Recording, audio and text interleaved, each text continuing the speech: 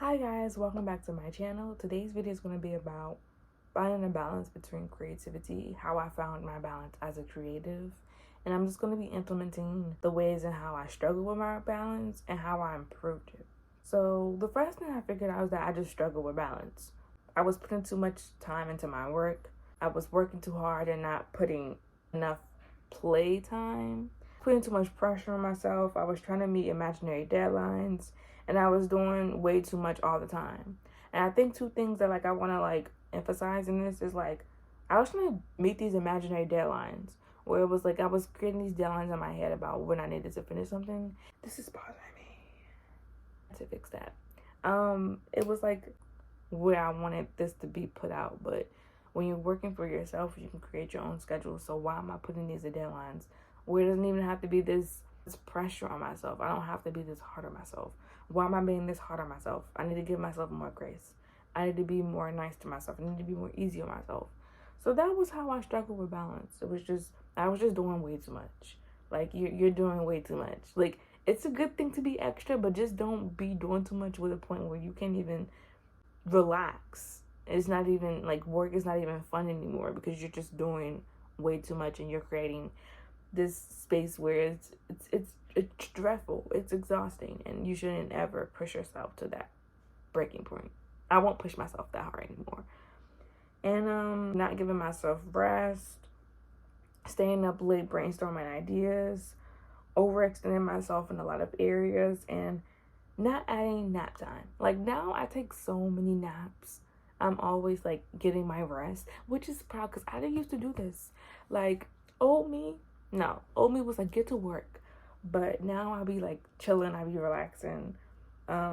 Yes, especially staying up late brainstorming. I remember it was one time I was up at 2 in the morning thinking of my next project, and I'm like, why am I doing this? Everyone else is sleeping, everyone else is getting their sleep. Me, I'm up thinking, what's next? And that's not good. Overextending myself in a lot of areas. I used to do that so often. That was my people pleasing phase where I would extend myself to areas that I didn't need to be. Why am I doing so much in every area of my life?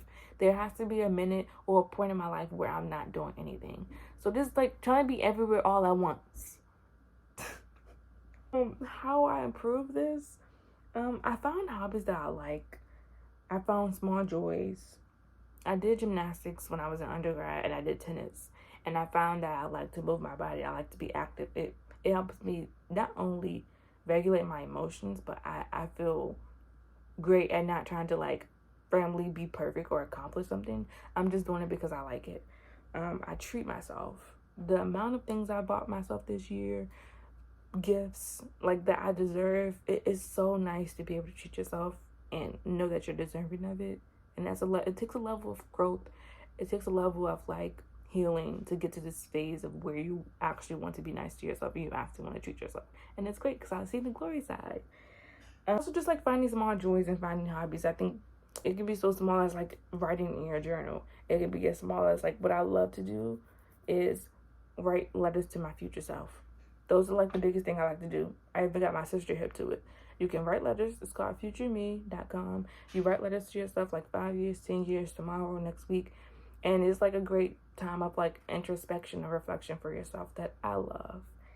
And going for walks, riding a bike, being active are ways in how I find small joys in my life, because we live in such an area where we live in such a time period in life where there's so much always going on in the world. So you have to find those places in your life where you're going to implement joy, you implement something that's fun. So that's what has helped me find a balance between my personal life and my creativity.